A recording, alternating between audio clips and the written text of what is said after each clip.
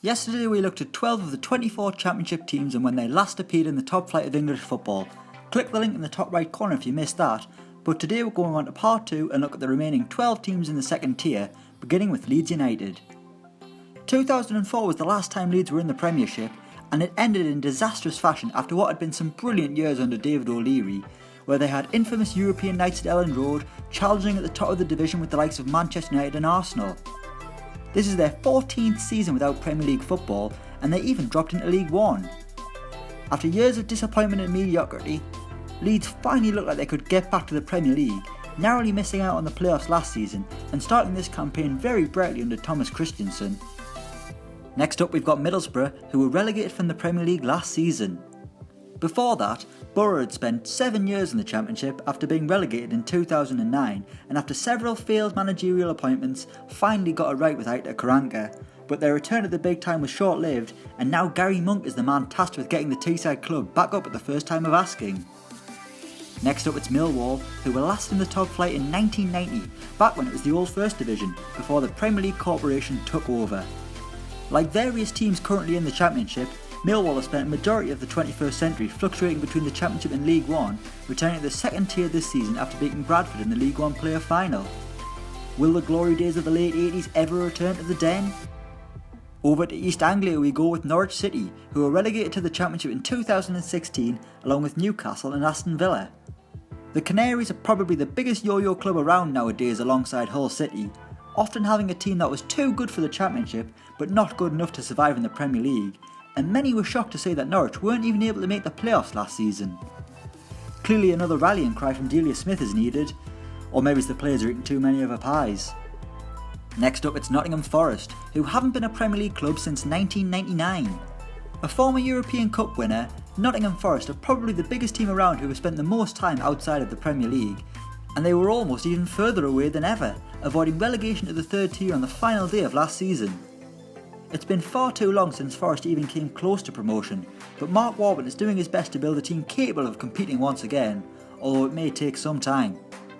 Over to the northwest with Preston North End, who haven't been in the First Division since 1961, the second longest time spent out of the top flight of the current 24 teams in the Championship, and that's not including Burton, who've never actually been in it. Preston are another side who've been up and down between the second and third tier, but are quite an interesting outfit now, not finishing far off the playoffs last season under Simon Grayson, and starting this campaign brilliantly under Alex Neil. After more than half a century away, is this the year Preston finally end their divorce with the top flight? It'll be some feat if they do. Next up it's Queen's Park Rangers, who were last a Premier League club in 2015. The R's had an eventful few years dipping in and out of the top flight that saw various different managers and a startling amount of players coming and going, with Tony Fernandes just throwing money at the club in hope that something would eventually stick. Unfortunately nothing did, and I doubt Loftus Road will be hosting Premier League football anytime soon, with the purse strings certainly tightened nowadays. A far cry from the days of Julio Cesar expecting to win the Premier League with the club. Next we've got Reading, who were relegated from the top flight in 2013. Had the penalty gods looked down on the Royals in May, then they would be a Premier League club right now, but instead it was Huddersfield who triumphed in the Wembley shootout in the playoff final, meaning Reading have ended their 5th consecutive season in the second tier, having only ever competed in the top flight for 3 seasons, the first coming in only 2006. Over to Sheffield now, first with Sheffield United, who haven't been a Premier League club since 2007 and have only just returned to being a Championship club. A Carlos Tevez controversy cost them their Premier League status in 2007 under Neil Warnock, and it's been a rough decade for the Blades, but finally the good times seem to be back under Chris Wilder, who after romping League One last season has his side flying in the Championship as well, celebrating a Steel City derby win at Hillsborough last weekend. And next we've got Sheffield Wednesday, who've been outside the First Division since the year 2000. Much like their red and white rivals, Wednesday too have had their problems, dropping into League One twice amidst a financial crisis at the club, but the arrival of Dej van Chancery has almost made the Owls a Premier League club on 2 occasions, losing in the playoff final to Hull 2 seasons ago and failing at the semi-final stage last season. Carlos Carvajal certainly has a dream, but needs to make it a reality sooner rather than later. Up to the northeast next with Sunderland, who ended their affiliation with the Premier League last season, finishing bottom after a dismal campaign under David Moyes, with the Black Cats unable to complete their usual escapology mission. After a decade in the Premier League, Sunderland failed to really kick on and are now back in the Championship, and under the ownership of Ellis Short, the fans are more worried about falling down in another division rather than dreaming of a return to the Premier League.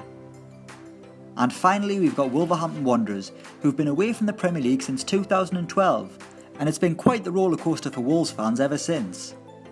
They suffered back-to-back relegations and ended up in League One, only for Kenny Jackett to guide them immediately back to the Championship. Now with Chinese investors at the helm, Wolves are in a good position to launch a promotion charge, especially with their array of Portuguese talent that have made their way to Molineux, courtesy of super agent Jorge Mendes. So that's the last time every Championship side was in the Premier League. Let us know your thoughts on who will go up this season. Thanks for watching, and don't forget to like, share and subscribe.